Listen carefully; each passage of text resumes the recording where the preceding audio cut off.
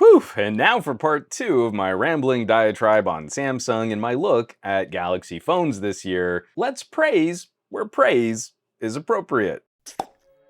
If you haven't seen part 1 of this pair of videos, that's the downer video. I'm feeling a lot better on this video. If you're watching these reviews back to back, it's gotta be whiplash inducing, but that's what this experience has been like. For as much as I genuinely dislike the S22, the Note 22 stands as a proper productivity flagship. It's a phone for grown-ups. Notes get work done. I'm purposely sticking to the name Note. There is nothing S about this phone. The display is different. The camera sensors are different. The design and the camera housings are different. There's a different approach to performance and power. There's a built-in S Pen silo. I do not care what games Samsung wants to play here. There is no ultra premium Galaxy S this year. There's only a Note 22. Because that's what bothers me about this terrible branding exercise. If you watch an S22 Ultra video and you believe Samsung marketing, you might think the S22 and S22 Plus are similar, and they aren't. Or if you try an S22 and you think that's similar to what a more expensive Note is gonna offer, well, you're gonna miss out. This type of mind game is a bummer. Ultimately, Samsung confusing their own customers. I think we should be able to treat consumers shopping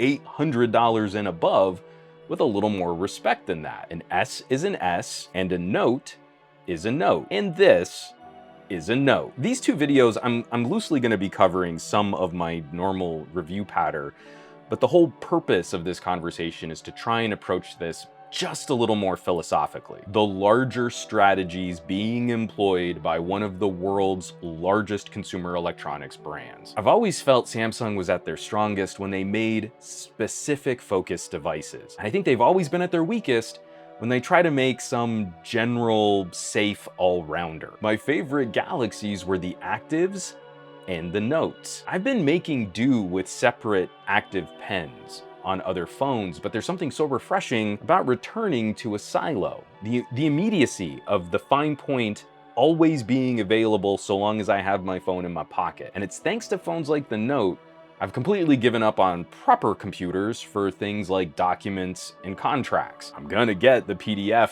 on my phone first, and I'm going to be able to sign it and return it faster than I can get to my PC or open up a laptop. Jotting out notes, highlighting text, all the fun screenshot options. I got close on the V60 and Duo 2, but Samsung has refined the single concept longer than any other competitor. Combine that productivity with the best screen Samsung sells on a phone, we can mix those work and play situations on one gadget, and that gadget actually rises to the occasion of using a more powerful SoC, performing better for longer. It just feels good seeing Samsung can still make a unique slate phone, where Galaxy S increasingly feels like a cynical rush towards Apple style value. A Note is a completely different conversation. A Note literally does things almost no other phone attempts. Taking just a step outside of my philosophy ramblings here and talking about the phone, I am wrapping up a script on a camera deep dive. We're gonna take a more in-depth look at photography performance on the Patreon, patreon.com/SomeGadgetGuy. But as a quick overview, the larger main sensor here still delivers. I like some of the subtle tweaks to JPEG tuning. We're taking some steps away from the unicorn barf saturation that Samsung used to serve, and instead processing is a little contrastier, more like a Pixel or a OnePlus. And I'm very happy to see autofocus performance is much more reliable than where we were with the S20 and Note 20 phones. Main sensor, it's great. Check out those raw files. They're really nice to edit. Now, the complementary camera sensors are good, but we've certainly played with better individual sensors on other phones. Larger ultra-wides and larger telephotos will definitely take the note in direct showdowns, but there aren't many phones that cover as wide a focal range. In good light, these little telephotos are fun. In shadows or mixed light, you can really see that noise reduction and sharpening game at play. The main issue for me is more operation. I still don't love the Samsung camera app performance. The shutter button is still more complicated and laggier than it needs to be. And even though I'm running Android 12.1 with specific mention of camera improvements and stability, it's still pretty easy getting this camera to crash. I hold up the Note as a productivity monster, and it has very good cameras, but it's not really the phone I think of for content creation anymore. I digress. Radio performance has been spot on. 5G and Wi-Fi 6 are right in line with premium tier phones, making great use of my home network and broadband connection. For all the good things I have to say about this phone, the trickiest aspect of, it's not unique to Samsung, it's the whole year of gadget releases, is watching prices climb on new SoCs and 5G radios, and dealing with distribution and component supply problems. Phones are no different. I can scientifically demonstrate how a Snapdragon 8 Gen 1 can outperform a Snapdragon 888 or an 865 with some synthetic benchmark scores. But in practical use, those differences are getting finer and finer. Worse, the current top SoC can draw so much power it can tank battery life and arrive at comparable performance to a 2-year-old phone. And of course, I'm getting the better flavor of this using the Qualcomm-powered Samsungs.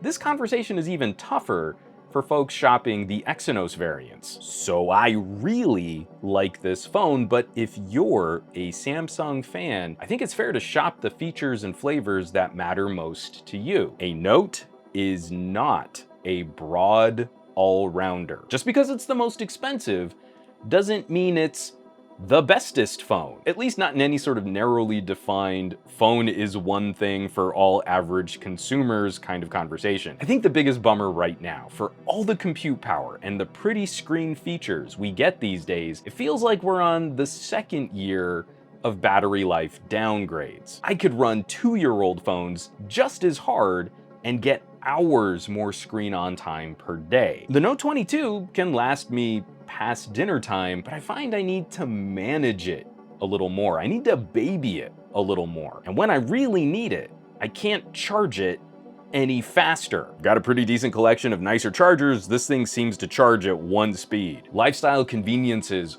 aren't really improved year over year. Things like the fingerprint sensor, and competitors are starting to pass Samsung for hardware. If you're watching a video like mine, then I can trust you have some taste. And or maybe you at least agree with the idea that phone isn't just one basic thing. Some phones are better for content creation, some for gaming, some are basic communicators, some are durable work devices, and some are productivity trucks. The idea of a single column of scores or one unified idea of average is toxic to a conversation where we should be helping people get the right fit for their needs, especially in a year where there is no ultra premium S phone. So someone not interested in the S Pen is likely gonna need to shop a year older for an S21 Ultra. But honestly, for those folks, that's not a bad plan to get nearly identical SoC performance and save a little cash. This is also where we can point out how well built and long-lived the Note 9 and Note 10 were. The Note 22 arrives at a time when many more Note fans are probably looking at a possible replacement 3 to 4 years in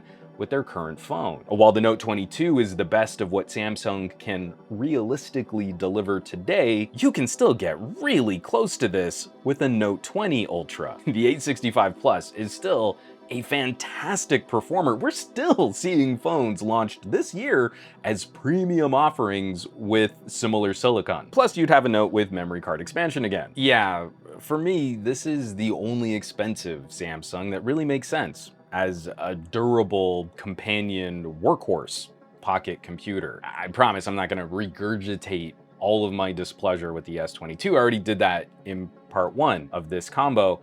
The Note 22 is built with purpose and with a glimmer of the vision that used to make Samsung such a disruptive counterpoint to Apple. We get so hung up on trying to justify more expensive phones, how they're just as good as an iPhone, which to consumers means you should just buy an iPhone. So long as we keep trying to review for average, we're not going to focus on the truly unique features that set these phones apart. Average Android shoppers buy overwhelmingly under $400. It is one of the beautiful things about the Android ecosystem and having more competition that a perfectly competent daily driver communicator device is well served under $400. We need to do a better job explaining how this is different than a $400 phone. You can pick up a Note and you can instantly vibe with things that only a couple of other phones have even tried to replicate. But that's what's tricky about a Note. It's built with focus. This isn't average consumer. It's not a boring all-rounder, and it's priced to match that specificity. I'm sure you've probably realized this about my channel, but I'm not particularly impressed by labels. I don't really get much joy out of what logo is on the side of a product. I really care more about what that product can do. And when it comes to Android phones, I don't think many consumers are much impressed by labels either.